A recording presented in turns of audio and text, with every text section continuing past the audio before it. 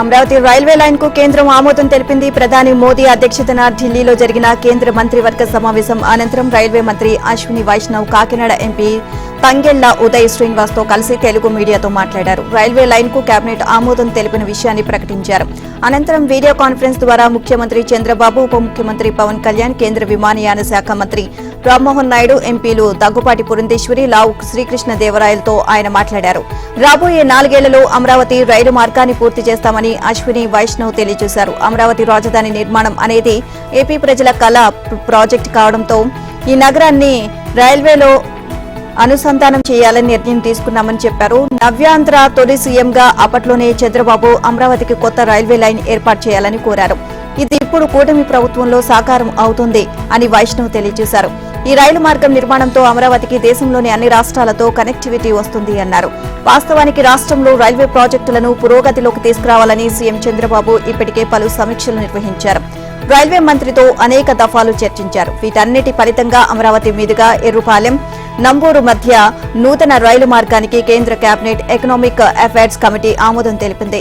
57 కిలోమీటర్ల పొడవున ఈ రైలు మార్గం నిర్మాణం జరగనుంది. దీనివలన 19 లక్షల మానవ పని దినాలు జనరేట్ అవుతాయని, ఎంతో మందికి ఉద్యోగ ఉపాధి అవకాశాలు లభిస్తాయని కేంద్ర రైల్వే శాఖ మంత్రి అశ్విని వైష్ణవ్ తెలియజేశారు. దీంతో కేంద్రానికి CM Chandrababu, deputy CM Pawan Kalyan ధన్యవాదాలు తెలియజేశారు. ఆస్తుల మీద ప్రేమతో రక్త సంబంధాన్ని, అనుబంధాలను మర్చిపోయారని తన సోదరుడు వైఎస్ జగన్ పై పీసీసీ అధ్యక్షురాలు వైఎస్ షర్మిల మండిపడ్డారు. 4 గోడల మధ్య కూర్చొని పరిష్కరించుకోవాల్సిన కుటుంబ విషయాలను రోడ్డు మీదకు తీసుకువచ్చారు అని ఆగ్రహించారు. అది చాలదు అన్నట్లుగా ఇప్పుడు కోర్టు వరకు తీసుకువెళ్లారని విమర్శించారు. ఆస్తులు ఇచ్చేది లేదంటూ లేఖ రాయడంతో పాటు తల్లిపైన ఎన్సీఎల్టీలో జగన్ పిటిషన్ దాఖలు చేసిన నేపథ్యంలో ఆయన సోదరి షర్మిల విజయవాడలో మీడియాతో మాట్లాడారు. ఇక కుటుంబ కలహాలు మామూలే అని జగన్ చేసిన వ్యాఖ్యలపై ఆమె తీవ్రంగా స్పందించారు. కుటుంబాల్లో గొడవలు సాధారణమే అని జగన్ చెబుతున్నారు. కుటుంబ కలహాలు సామాన్యమే అంటూ తల్లిని చెల్లిని కోర్టుకి ఏడ్చారు. ఇక ఇది సామాన్యమైన విషయం కాదు జగన్ సార్ అంటూ వ్యంగ్యాస్త్రాలు సంధించారు. కేవలం ఆస్తులను లాక్కోవడం కోసమే ఈడీ కేసులని, ఇక బెయిల్ రద్దు అవుతుందని జగన్ రకరకాల సాకులు చెబుతున్నారని షర్మిల అన్నారు. ఆయన చెప్పినవేవీ నిజాలు కావని స్పష్టం చేశారు. సరస్వతి పవర్ లో తనకు వాటాలు ఇవ్వడం వల్ల బెయిల్ రద్దవుతుందంటూ జగన్ మీద ఏడుపు ఏడుస్తున్నారు. ఇక ఇది ఈ శతాబ్దపు జోక్ అన్నారు. చట్ట విరుద్ధమని తెలిసినా ప్రేమతో తనకు షేర్లు బదిలీ చేశారనేది పచ్చి అబద్దమని షర్మిల చెప్పారు. 2016లో ఈడీ అటాచ్ చేసినందున షేర్లు బదిలీ చేయకూడదు అన్న జగన్ వాదనను తోసిపుచ్చారు. స్టాక్ మార్కెట్లో ఉన్న చాలా కంపెనీల ఆస్తులను ఈడీ అటాచ్ చేసింది. అయినా వాటి ట్రేడింగ్ జరుగుతోంది కదా అని షర్మిల ప్రశ్నించారు.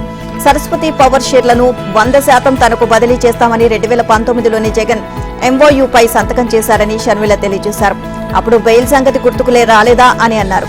ఇక ఆస్తుల కోసం గొడవలు పెట్టుకోవాలన్న ఉద్దేశం తనకు లేదు అని షర్మిల స్పష్టం చేశారు. తల్లి చెల్లితో ఆస్తి వివాదాలను సాధారణమైన అంశంగా వైఎస్ జగన్ తేల్చేశారు. వారిద్దరిపై ట్రిబ్యునల్లో కేసు వేయడాన్ని కూడా మామూలు విషయంగానే లెక్క కట్టారు. తాను డయేరియా బాధితులను పరామర్శించేందుకు వస్తున్నానని, జనం దృష్టిని మళ్లించేందుకే డైవర్షన్ పాలిటిక్స్ చేస్తున్నారు అని ఆరోపించారు. మీడియాలో తనపైన, తన కుటుంబ సభ్యులపైన వార్తలు రాయిస్తున్నారని ఆక్రోశించారు. వైసీపీ అధ్యక్షుడు వైఎస్ జగన్ విజయనగరం జిల్లాలో డయేరియా ప్రభావిత గ్రామమైన గుర్లలో పర్యటించారు. బాధితులను పరామర్శించిన జగన్ రాష్ట్రంలో పరిస్థితులను ఇక దారుణంగా ఉన్నాయి అని అన్నారు. గ్రామాల్లో అపరిశుభ్ర వాతావరణం నెలకొందని, వాటర్ ట్యాంకులు సకాలంలో శుభ్రం చేయించలేని దుస్థితిలో ఈ ప్రభుత్వం ఉంది అన్నారు. డయేరియా ఘటన నుంచి ప్రజలను మభ్యపెట్టేందుకు అనుకూల పత్రికలు మీడియాలో తనకు, తన కుటుంబ సభ్యుల మధ్య ఉన్న ఆస్తి తగాదాను తెరపైకి తెచ్చారు అని అన్నారు. కుటుంబ కలహాలు ఏ ఇంట్లో ఉండవు అని, అవి మామూలు అని జగన్ వ్యాఖ్యానించారు. జగన్ మీడియా ముందుకు చేరుకోగానే వైసీపీ కార్యకర్తలు పెద్ద ఎత్తున నినాదాలు చేశారు. ఎంత చెప్పినా వినకపోవడంతో మాట్లాడమంటారా, వెళ్లిపోమంటారా అని జగన్ అసహనం వ్యక్తం చేశారు. చివరకు మైక్ వదిలేసి అక్కడి నుంచి వెళ్లిపోయారు.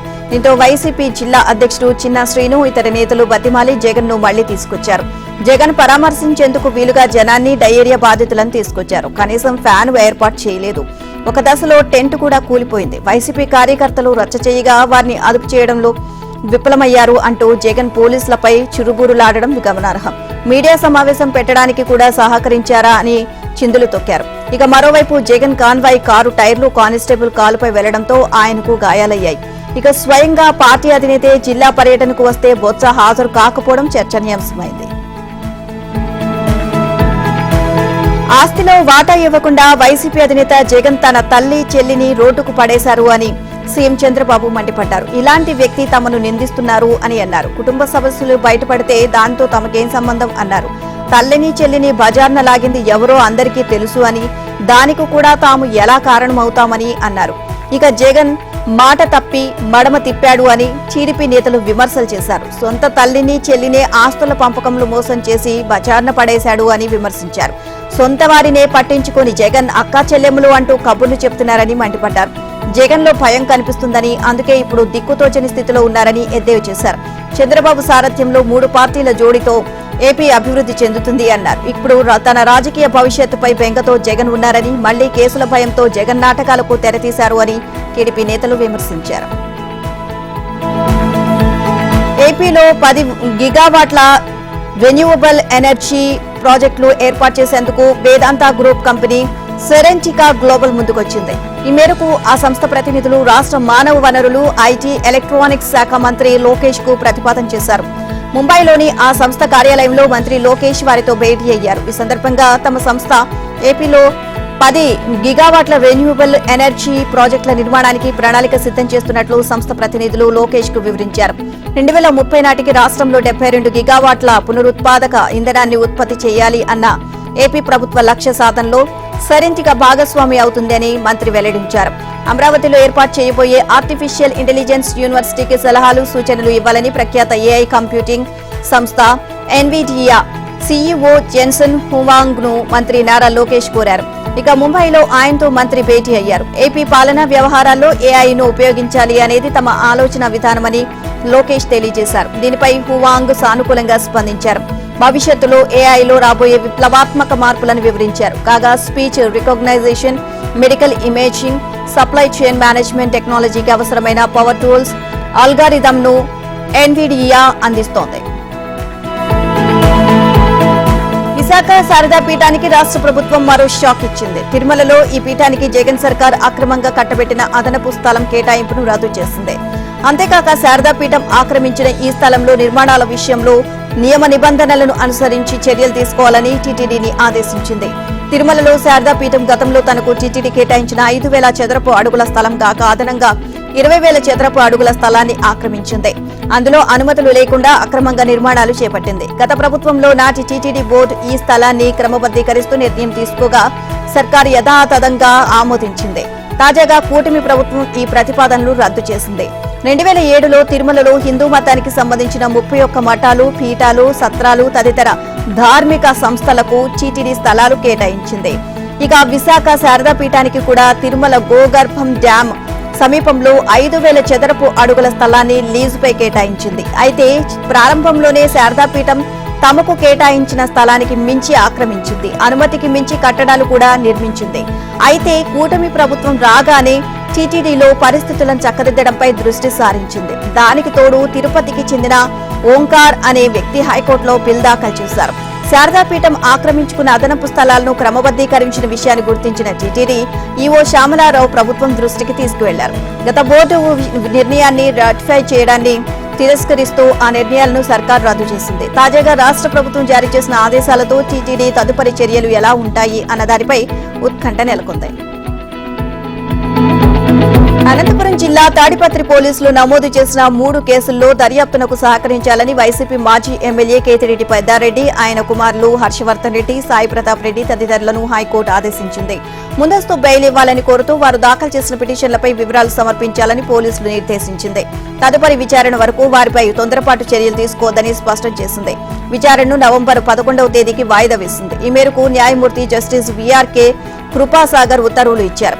పెద్దారెడ్డి ఎమ్మెల్యేగా ఉన్న సమయంలో ఆయన కుమారులు వైసీపీ నాయకులు ఈ ఏడాది మే 14న తమపై రాళ్లతో, మారణాయుధాలతో దాడి చేసి గాయపరిచారని తాడిపత్రి పట్టణం రాగితోటపాలెంకు చెందిన కోర్నపల్లి చిన్న సంజన్న ఈ నెల 9న పోలీసులకు ఫిర్యాదు చేశారు. అదే రోజు తమపైన పెద్దారెడ్డి, ఆయన కుమారులు దాడి చేశారంటూ కానాల రవీంద్రారెడ్డి, షేక్ సాదక్ వలీ రిజిస్టర్ పోస్టులో ఫిర్యాదు పంపారు.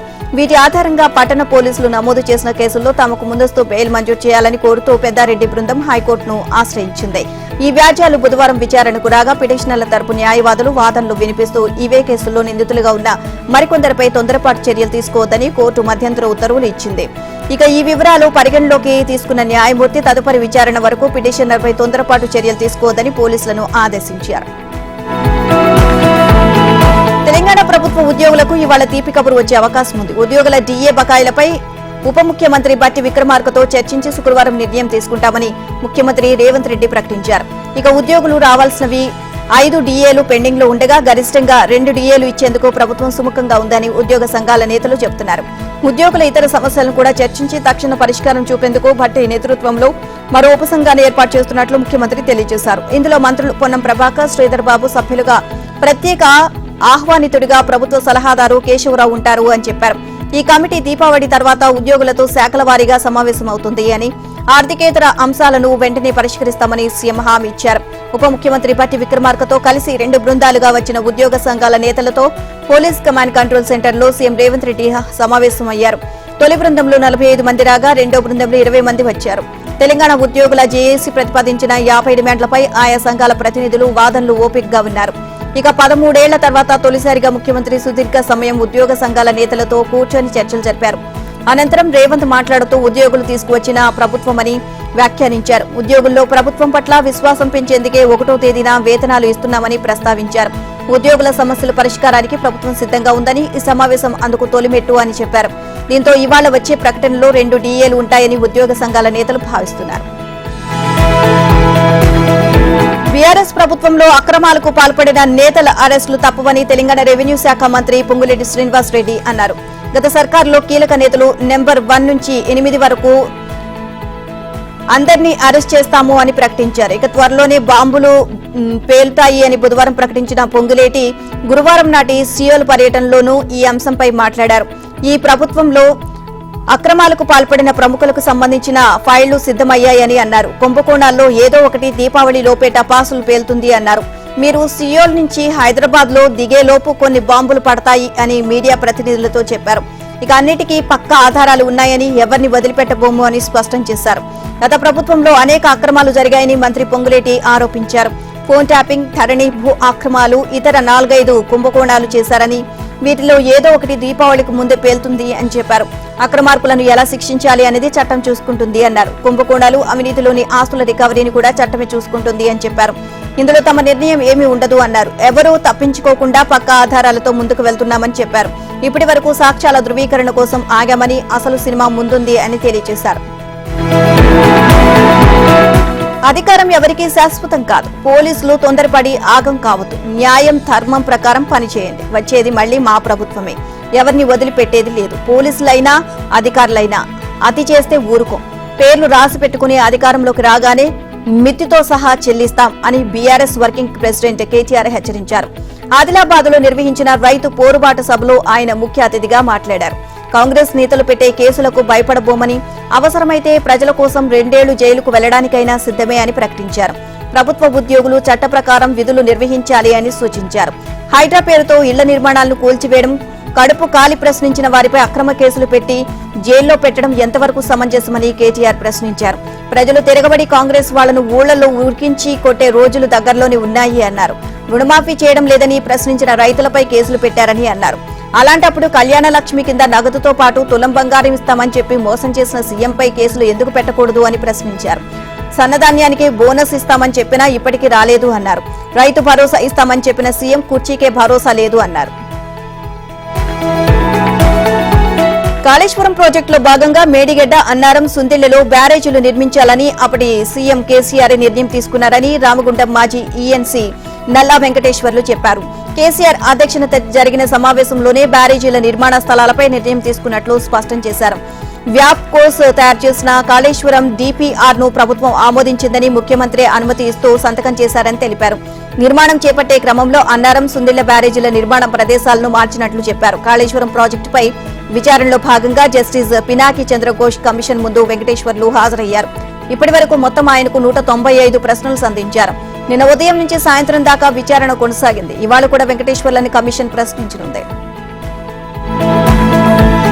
హైదరాబాద్ మహానగరంలో శాంతి భద్రతలకు విఘాతం కలిగిస్తే కఠిన చర్యలు తప్పు అని హైదరాబాద్ కోత్వాల్ సివి ఆనంద్ హెచ్చరించారు. అదనపు జిల్లా మెజిస్ట్రేట్ హోదాలో కార్యనిర్వాహక న్యాయస్థాన సమావేశం నిర్వహించారు. ఈ సమావేశంలో Humayun Nagar police station SHO అందజేసిన సమాచారంపై సమీక్షించారు. ఇటీవల నాంపల్లి అసెంబ్లీ నియోజకవర్గంలో చోటు చేసుకున్న రాజకీయ ప్రత్యర్థుల మధ్య జరిగిన ఉద్రిక్తతను సమీక్షించారు. ఇక కొద్ది రోజుల క్రితం ఎమ్మెల్యే మహమ్మద్ మజీద్ హుసేన్ తన అనుచరులతో కలిసి ఫిరోజ్ గాంధీనగర్ లో సీసీ రోడ్డుకు సంబంధించిన సివిల్ పనులను పరిశీలించేందుకు వెళ్లారు. అదే సమయంలో కాంగ్రెస్ పార్టీకి చెందిన మహమ్మద్ ఫిరోజ్ ఖాన్ కూడా తన అనుచరులతో అక్కడకు చేరుకున్నారు. ఇద్దరు నాయకుల మధ్య మాటల యుద్ధం చోటు చేసుకుంది. ఇరు వర్గాల అనుచరులు పరస్పర విరుద్ధంగా వ్యవహరించడం వలన ఆ ప్రాంతంలో భయాందోళనలు ఏర్పడ్డాయి. వెంటనే అక్కడకు చేరుకున్న హుమాయూన్ నగర్ పోలీసులు ఇరు వర్గాల కార్యకర్తలను చెదరగొట్టడంతో పాటు ఇరు వర్గాలపై చట్ట ప్రకారం కేసు నమోదు చేశారు. ఈ సంఘటనపై హైదరాబాద్ పోలీస్ కమిషనర్ కు హుమాయూన్ నగర్ SHO సమర్పించిన సమాచారంపై సమీక్షించారు. SHO నివేదిక ఆధారంగా విచారణ చేపట్టిన కమిషనర్ ఇరు వర్గాల ప్రతినిధులను వ్యక్తిగతంగా పిలిచి వారి వాదనలు విన్నారు. ఇరు వర్గాల నాయకులు వారి వాదనలు విన్న సిపి సివి ఆనంద్ ఇలాంటి రెచ్చగొట్టే చర్యలకు దూరంగా ఉండాలి అని హెచ్చరించారు. కోర్టు విచారణ అనంతరం ఈ కేసు తదుపరి విచారణను వాయిదా వేస్తూ సిపి సివి ఆనంద్ నిర్ణయం తీసుకున్నారు. కోర్టు ఆదేశాల ప్రకారం ఎవరైనా వ్యక్తి లేదా సమూహం భవిష్యత్తులో శాంతి భద్రతలకు భంగం కలిగించే అవకాశం ఉంటే వారికి షరతులతో కూడిన బాండ్ అమలు చేయాల్సి వస్తుంది అని సిపి వార్నింగ్ ఇచ్చారు. ఇక భవిష్యత్తులో ఇలాంటి సంఘటనలు మళ్లీ జరగకుండా ఉండడానికి ఇరు వర్గాలపై నిఘా ఉంచాలని కొత్వాల్ సూచించారు. దీపావళి సందర్భంగా PLRS బోనస్ ను నేడు సింగరేణి కార్మికులకు చెల్లించనున్నట్లు డిప్యూటీ సీఎం భట్టి విక్రమార్క తెలియజేశారు. 358 కోట్ల రూపాయలను విడుదల చేయాలని సింగరేణి CMD బలరాం ను ఆదేశించారు. ఇక గురువారం ఆయన సచివాలయంలో సంబంధిత అధికారులతో సమీక్ష నిర్వహించారు. గత ఏడాది చెల్లించిన దీపావళి బోనస్ కన్నా ప్రస్తుతం ప్రకటించిన మొత్తం 50 కోట్లు అధికం కావడం విశేషం. బోనస్ కింద ఒక్కో కార్మికుడు 93,750 అందుకోనున్నారు. ఇక సింగరేణిలో పనిచేస్తున్న 40,000 మంది కార్మికులు లబ్ధి పొందనున్నారు. ఇటీవల సింగరేణి ఉద్యోగులందరికీ 33% లాభాల వాట కింద 796 కోట్ల రూపాయలను కంపెనీ చెల్లించింది. దీంతో ఒక్కో కార్మికుడికి సగటున 1,90,000 అందాయి. పండుగ అడ్వాన్స్ కింద ఒక్కో కార్మికుడికి 25,000 చొప్పున మరో 90 కోట్లు రూపాయలను చెల్లించారు. లాభాల వాటా ఇక పండుగ అడ్వాన్స్ దీపావళి బోనస్ కలిపి నెల వ్యవధిలో కార్మికులకు సంస్థ 1,250 కోట్లను చెల్లించింది. సగటున ఒక్కో ఉద్యోగి 3 లక్షల రూపాయల వరకు ప్రయోజనం పొందినట్లు CMD బలరాం తెలియజేశారు. ప్రభుత్వ స్థలాలు యథేచ్ఛగా ఆక్రమణలకు గురవుతున్నాయి. ఇక కొందరు కబ్జాదారులు గ్యాంగ్ గా ఏర్పడి చేసుకున్న ప్రభుత్వ స్థలాలను కొల్లగొడుతున్నారు. రంగారెడ్డి జిల్లా శంషాబాద్ మున్సిపాలిటీ పరిధిలోని సర్వే నెంబర్ 626/1లో ఉన్న ప్రభుత్వ భూమిని కబ్జా చేసేందుకు కొందరు వ్యక్తులు పాగా వేశారు. ఇప్పటికే ఆ భూమిలో పాతిన ప్రభుత్వ బోర్డు తొలగింపుపై కేసు నమోదైన అక్రమార్కులు వెనక్కి తగ్గడం లేదు. దీంతో ప్రభుత్వ భూమిని కాపాడాలి అంటూ శంషాబాద్ తహసీల్దార్ రవీందర్ దత్ కు బీజేపీ నాయకులు వినతి పత్రం అందజేశారు. శంషాబాద్ మున్సిపాలిటీలోని సర్వే నంబర్ 626/1లో HMDE చెందిన 5.15 ఎకరాల స్థలం తమదే అంటూ కొన్నాళ్ల క్రితం కొందరు వ్యక్తులు కోర్టును ఆశ్రయించారు. స్థానికులు కొందరు కౌన్సిలర్ల అభ్యర్థనతో అప్పటి జిల్లా కలెక్టర్ ఆదేశాలతో రెవెన్యూ అధికారులు సర్వే నిర్వహించారు. సర్వే నంబర్ 626/1లో HMDA కేటాయించిన 360 ఎకరాల స్థలంతో పాటు పక్కనే ఉన్న బాలాజీ వెంచర్ సమీపంలోని స్థలంలోనూ 5.15 ఎకరాల భూమి ప్రైవేటు వ్యక్తుల ఆధీనంలో ఉన్నట్లు గుర్తించారు. అప్పట్లో దీనిపై జిల్లా కలెక్టర్ కు రెవెన్యూ అధికారులు నివేదిక కూడా అందజేశారు. సదరు భూమిని స్వాధీనం చేసుకోవాలని HMDA మున్సిపాలిటీ అధికారులకు లేఖ రాశారు. అప్పట్లో మున్సిపాలిటీ అధికారులు సంబంధిత స్థలంలో అక్రమార్కుల నిర్మాణాలను తొలగించి ప్రభుత్వ బోర్డు ఏర్పాటు చేశారు. ఇక అయితే గత 4-5 రోజులుగా కబ్జాదారులు స్థానిక ప్రజాప్రతినిధుల అండదండలతో మరోసారి ప్రభుత్వ స్థలంలోకి ప్రవేశించారు. ఆ స్థలంలో ఉన్న ప్రభుత్వ బోర్డును తొలగించి బండరాళ్లను చదును చేస్తున్నారు. దీంతో RI కృష్ణ RGI పోలీసులకు ఫిర్యాదు చేయడంతో ఇద్దరు వ్యక్తులపై కేసు నమోదు చేశారు. అలాగే ఆ స్థలంలోని బండరాళ్లను పేల్చేందుకు సిద్ధం చేసిన పేలుడు పదార్థాలను కూడా స్వాధీనం చేసుకున్నారు. అయితే కబ్జాదారుల వెనుక ఉన్న కీలక నేతలు ఎవరు అనేది ఇప్పుడు శంషాబాద్ లో హాట్ టాపిక్ గా మారింది. పల్నాడు జిల్లా దాచేపల్లి నగర పంచాయతీలోని అంజనాపురం కాలనీలో అతిసారం ప్రబలింది. కాలనీలో 2 రోజులుగా 16 మంది వాంతులు విరేచనాలతో అస్వస్థతకు గురయ్యారు.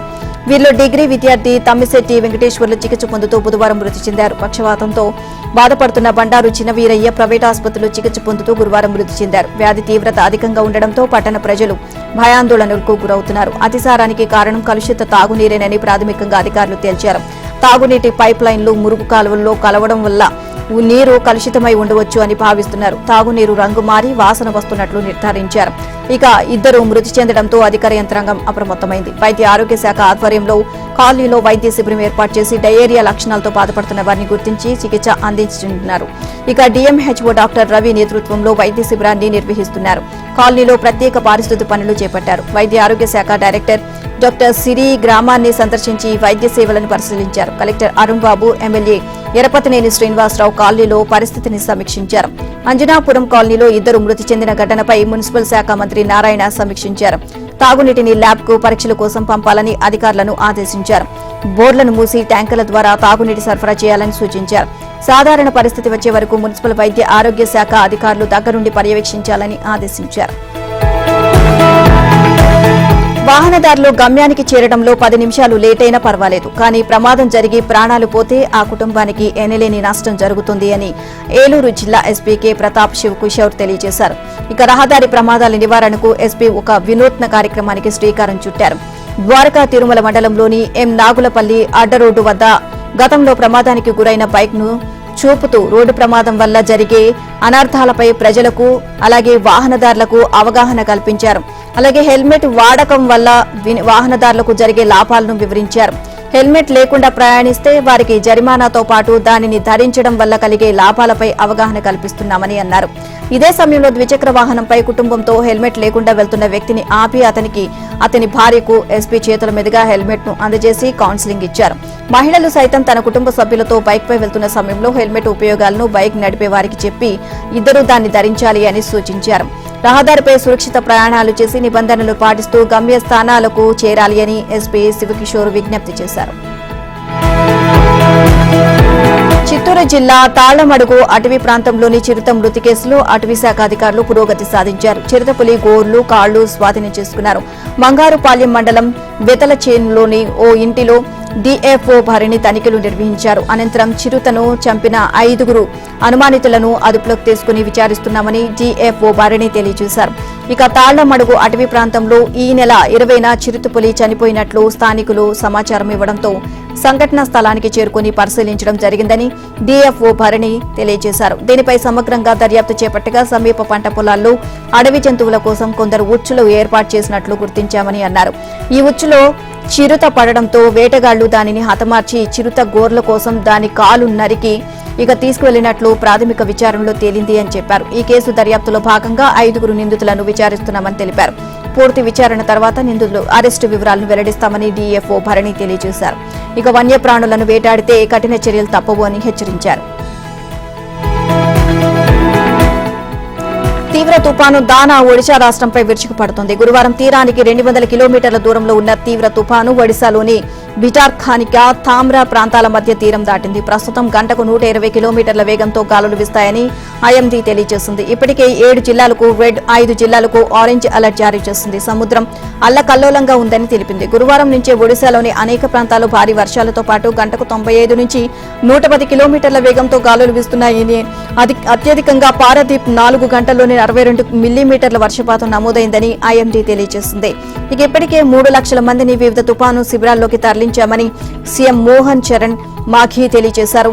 7,285 తుపాను కేంద్రాలను ఏర్పాటు చేసి 91 వైద్య బృందాలను కూడా నియమించారు. ప్రస్తుతం ఒడిశా తీర ప్రాంత జిల్లాలు తీరం దాటిన తర్వాత దిశ మార్చుకునే సమయంలో మధ్య ఒడిశా ప్రాంతాల్లో భారీ నుంచి అతి భారీ వర్షాలు కురుస్తాయని హెచ్చరించారు.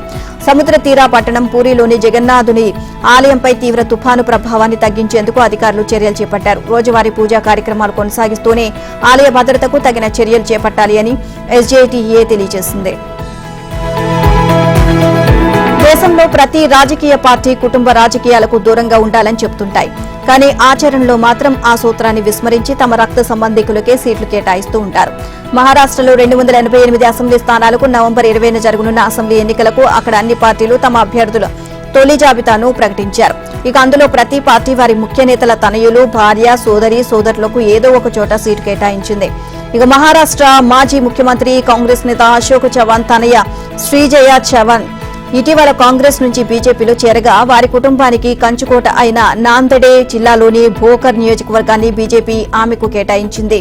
అలాగే ముంబై బీజేపీ అధినేత ఆశీష్ షేలర్ పశ్చిమ బాంద్రా నుంచి పోటీకి దిగనుండగా ఆయన సోదరుడు వినోద్ షేలర్ ను పశ్చిమ మలాడ్ నుంచి బీజేపీ బరిలోకి దింపింది. శ్రీగొండ నియోజకవర్గం నుంచి సిట్టింగ్ ఎమ్మెల్యే భార్య ప్రతిభ పచ్పూతేను బీజేపీ పోటీ చేయిస్తోంది. ఇక ఇదిలా ఉంటే కాంకావ్లి నియోజకవర్గ ఎమ్మెల్యే నితేష్ సోదరుడు నీలేష్ ఇటీవల బీజేపీ నుంచి ఉద్దవ్ శివసేనలో చేరగా ఆయనకు ఆ పార్టీ కుడాల్ నియోజకవర్గాన్ని కేటాయించింది. రాష్ట్ర మంత్రి ఉదయ్ సామంత్ సోదరుడు కిరణ్ సామంగ్ కు సిందే శివసేన రాజాపూర్ సీట్ నుంచి బరిలోకి దింపుతోంది. అలాగే ఆ పార్టీ ఎంపీలు సందీపన్ భూమరే, రవీంద్ర వైకర్ తమ వారికి సీట్లు దక్కించుకోవడంలో సఫలమయ్యారు. ఇక భూమరే కుమారుడు విలాస్ పైథాన్ నియోజకవర్గం నుంచి, వైకర్ భార్య మనీషా తూర్పు జోగేశ్వరి నుంచి పోటీలో ఉన్నారు. అలాగే ఎన్సీపీ నేత పంకజ్ భుజ్బల్ నాసిక్ జిల్లాలోని ఏలా నుంచి, ఆయన సోదరుడు చాగన్ భుజ్బల్ ఇండిపెండెంట్ గా అదే నియోజకవర్గం నుంచి బరిలోకి దిగారు. ఉద్దవ్ ఠాక్రే కుమారుడు ఆదిత్య ఠాక్రే వర్లీ నియోజకవర్గం నుంచి, ఆయన సోదరుడు వరుణ్ సర్దేశాయ్ తూర్పు బాంద్రా నుంచి పోటీ చేస్తున్నారు. ఇక శరద్ పవార్ మనవడు రోహిత్ పవార్ అహిల్యా నగర్ స్థానంలోకి బరిలోకి దిగారు. ఇలా అన్ని పార్టీలు ముఖ్య నేతల కుటుంబ సభ్యులకు సీట్లు కేటాయించాయి. ఏది ఏమైనా గెలిపే లక్ష్యంగా మహారాష్ట్రలో ప్రతి పార్టీ పూర్తి ఫ్యామిలీ ప్యాక్ తో బరిలోకి దిగాయి.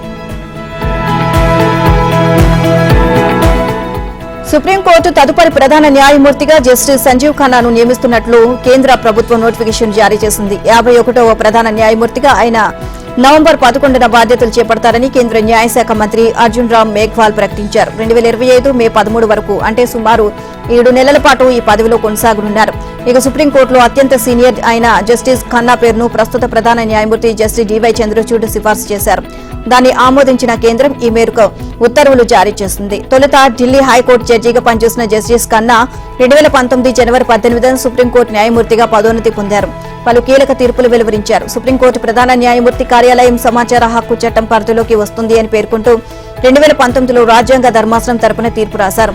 అమీష్ దేవ్గాన్ కేసులో విద్వేషపూరిత ప్రసంగాలను అరికట్టాల్సిన ఆవశ్యకతను వివరిస్తూ నిర్ణయాన్ని వెలువరించారు. సెంట్రల్ విస్టా ప్రాజెక్టు నిర్మాణంలో చట్టపరంగా తగిన నిబంధనలు పాటించలేదు అంటూ అసమ్మతి తీర్పు రాసిన 2 న్యాయమూర్తుల్లో ఆయన కూడా ఉన్నారు. ఈవీఎం వివిప్యాట్ రసీదుల లెక్కింపు కేసును విచారించిన ధర్మాసనంలోనూ ఆయన ఉన్నారు. వివిప్యాట్ స్లిప్లను 100% మేర లెక్కించాలి అన్న వినతిని తిరస్కరిస్తూ మరిన్ని జాగ్రత్తలు తీసుకోవాలని ఎన్నికల సంఘాన్ని ఆదేశించారు.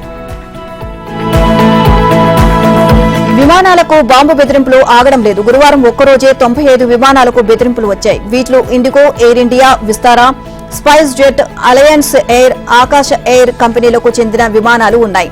ఇక 4 విమానాలు హైదరాబాద్ నుంచి రాకపోకలకు సంబంధించినవి. వీటితో పాటు గత 11 రోజుల్లో మొత్తం 250కి పైగా విమానాలను ఈ రకమైన హెచ్చరికలు వచ్చినట్లు తేలుతోంది. ఇవన్నీ కూడా దాదాపుగా సోషల్ మీడియా వేదికలుగానే వస్తున్నాయి. అన్ని ఒట్టివేనని రుజువు అవుతున్నాయి. ఇక ఈ ఘటన నేపథ్యంలో ఢిల్లీ, ముంబైలో పోలీసులు పలు కేసులు నమోదు చేశారు. ఇక ఈ బెదిరింపుల వల్ల తమ విమానాలను వేటిని మళ్లించలేదు అని ఎయిర్ ఇండియా అధికారి ఒకరు తెలియజేశారు. మరోవైపు ఈ బెదిరింపుల్లో అత్యధికంగా ఒకే సోషల్ మీడియా ఖాతా నుంచి వస్తున్నట్లు దర్యాప్తులో వెల్లడైంది. దీంతో సదరు హ్యాండిల్ నుంచి వస్తున్న బెదిరింపులను తీవ్రంగా తీసుకోవడం అవసరం లేదు అని, విమానాలను దారి మళ్లించవద్దు అని తాజా నిబంధనల్లో అధికారులు చెప్పినట్లు తెలుస్తోంది. విమానాలను పెరుగుతున్న బెదిరింపు ఘటనలపై అన్ని ప్రభుత్వ విభాగాలు సమన్వయంతో చర్యలు చేపట్టాలని ప్రధాని మోదీ ఆదేశించినట్లు ప్రభుత్వ వర్గాలు తెలియజేశాయి. బెదిరింపుల నేపథ్యంలో కేంద్ర ఎలక్ట్రానిక్స్, ఐటీ మంత్రిత్వ శాఖ సోషల్ మీడియా వేదికలపైన ఎక్స్ మోటాలను సంప్రదించింది. బెదిరింపులకు పాల్పడుతున్న వారిని గుర్తించడానికి వీలుగా వారి వివరాలను అందజేయాలని ఆ సంస్థలను కోరినట్లు ప్రభుత్వ వర్గాలు తెలియజేశాయి. ఇప్పటికే కొందరిని గుర్తించామని, వారిపై చట్ట ప్రకారం చర్యలు తీసుకోనున్నట్లు తెలియజేశారు. అయితే ఈ బెదిరింపులు ఎక్కడి నుంచి వస్తున్నాయి, వేటి వెనుక ఎవరున్నారు వంటి వివరాలను మాత్రం ప్రభుత్వ వర్గాలు వెల్లడించలేదు. భారత్పై కయ్యానికి కాలు దూవుతున్న కెనడా ప్రధాని జస్టిస్ ట్రూడోకు సొంత పార్టీలోనే అసమ్మతి శాఖ పెరిగింది. ఇక ఆయన వెంటనే పదవికి రాజీనామా చేయాలి అని పలువురు లిబరల్ ఎంపీలు డిమాండ్ చేశారు. ఈ నెల 28లోగా దీనిపై నిర్ణయం తీసుకోవాలి అని అల్టిమేటం జారీ చేశారు. పార్టీ నిర్వహించిన అంతర్గత భేటీలో అసమ్మతి సభ్యులు గళం విప్పారు. నేరుగా ట్రూడోపై తమ అసంతృప్తి వ్యక్తం చేశారు. ఈ ఏడాది జూన్, సెప్టెంబర్లో జరిగిన ప్రత్యేక ఎన్నికల్లో లిబరల్ పార్టీకి కంచుకోట వంటి 2 నియోజకవర్గాలను కోల్పోయింది. ట్రూడో నాయకత్వంలో పార్టీ రాజకీయ సంక్షోభాన్ని ఎదుర్కొనే అవకాశం ఉందని సర్వేలు కూడా సూచించాయి. ఈ పరిస్థితికి ట్రూడో వైఖరి కారణమని సమావేశంలో ఎంపీలు మండిపడ్డాయి. ఇక ట్రూడో రాజీనామా చేయాలి అంటూ British Columbia MP Patrick wheeler ప్రతిపాదించిన తీర్మానంపై మొత్తం 153 మంది లిబరల్ ఎంపీల్లో 24 మంది సంతకాలు చేశారని, ఈ నెల 28 వరకు డెడ్లైన్ విధించినట్లు సిబిసి న్యూస్ వర్గాలు తెలియజేశాయి. ఇది కొంతకాలంగా రగులుతున్న అంశమేనని, ఇప్పటికైనా వారు దీన్ని బయటపెట్టడం అవసరమని ఇమిగ్రేషన్ మంత్రి మార్క్ మిల్లర్ తెలియజేశారు. అయితే ఇదేమంతా ఆందోళన చెందాల్సినంత విషయం కాదని, ఈ పరిస్థితులను ట్రూడో సమర్థంగా ఎదుర్కోగలరు అని అభిప్రాయం వ్యక్తం చేశారు. అయితే లిబరల్ పార్టీ కంటే కన్జర్వేటివ్ పార్టీ 19 పాయింట్ల ఆధిక్యంలో ఉండడంతో రాబోయే ఎన్నికల్లో ఘోర పరాజయం తప్పదు అనే భయాందోళనలో ట్రూడో రాజీనామాకు ఎంపీలు డిమాండ్ చేస్తున్నారు. న్యూజిలాండ్ తో తొలి టెస్టులో పేస్ పిచ్ పై ఓటమి పాలైన టీమిండియా రెండో టెస్టులో స్పిన్ పిచ్ పై చెలరేగింది. పూణేలో జరుగుతున్న రెండో టెస్టు తొలి రోజు కివీస్ వెన్నువిరి చేసింది. 259 పరుగులకు న్యూజిలాండ్ ను ఆల్అౌట్ చేసింది. Team India bowler Washington Sundar 7 వికెట్లతో రెచ్చిపోయాడు. 59 పరుగులు ఇచ్చి 7 వికెట్లు తీసుకున్నాడు. వాషింగ్టన్ సుందర్ టెస్టులో 5 వికెట్ల కంటే ఎక్కువ తీసుకోవడం ఇదే తొలిసారి. అంతేకాదు 5 కివీస్ బ్యాటర్లను సుందర్ క్లీన్ బౌల్ చేశారు. మరో స్పిన్నర్ అశ్విన్ కూడా 3 వికెట్లతో రాణించాడు. మరోవైపు ఫస్ట్ ఇన్నింగ్స్ ఆరంభంలోనే టీమిండియాకు గట్టి షాక్ తగిలింది. కెప్టెన్ రోహిత్ శర్మ డకౌట్ గా వెనుదిరిగి నిరాశపరిచాడు. ఇక టీం సౌదీ బౌలింగ్ లో రోహిత్ క్లీన్ బౌల్డ్ అయ్యాడు. తొలి రోజు ఆట ముగిసే సమయానికి భారత్ 16 పరుగులు చేసింది. శుభ్మన్ గిల్ 10 పరుగులు, అలాగే యశస్వి జైస్వాల్ 6 పరుగులతో క్రూజ్ లో ఉన్నారు. భారత్ ఇంకా 243 పరుగుల వెనుకంజలో ఉంది. బౌలర్లు, ఫీల్డర్లు రాణించడంతో న్యూజిలాండ్ తో 3 వన్డేల సిరీస్ లో భారత్ మహిళల జట్టు బోణి చేసింది. తేజల్ హసాబ్నీస్ దీప్తి శర్మ బ్యాట్ తో ఆదుకోగా రాధా యాదవ్, సైమా ఠాగూర్ ప్రత్యర్థిని కట్టడి చేశారు. దీంతో గురువారం జరిగిన మొదటి మ్యాచ్ లో భారత్ 59 పరుగుల తేడాతో కివీస్ పై విజయం సాధించింది. టాస్ గెలిచి తొలుత బ్యాటింగ్ చేసిన భారత్ 44.3 ఓవర్లో 227 పరుగులకు ఆల్అౌట్ అయింది. కెట్ సిస్టర్స్ అమేలియా 4 వికెట్లు, జెస్ 3 వికెట్లు పడగొట్టారు. తాత్కాలిక కెప్టెన్ స్మృతి మంధానా 5 పరుగులకే అవుట్ కాగా షఫాలి వర్మ 33 పరుగులు చేసింది. ఇక హేమలత 3, యాస్తిక 37 పరుగులకు అవుట్ కావడంతో భారత్ ఇబ్బందుల్లో పడింది. ఈ దశలో తొలి మ్యాచ్ ఆడుతున్న తేజల్, జెమిమా రోడ్రిక్స్ 5 వికెట్స్ కు 61 పరుగులు భాగస్వామ్యంతో ఆదుకునే ప్రయత్నం చేశారు. అనంతరం ఛేదన్లో న్యూజిలాండ్ 40.4 ఓవర్లో 168 పరుగులకు ఆల్అౌట్ అయింది. బ్రూక్ 39 పరుగులు, మ్యాడీ గ్రీక్ 31 పరుగులు చేసి 5వ వికెట్ కు 49 పరుగులు జోడించారు. ఈ మ్యాచ్ తో అంతర్జాతీయ క్రికెట్ లో అరంగేట్రం చేసిన సైమా తాను వేసిన 3వ బంతికే సుజీ బెట్స్ ను క్యాచ్ అవుట్ ఇచ్చేసింది.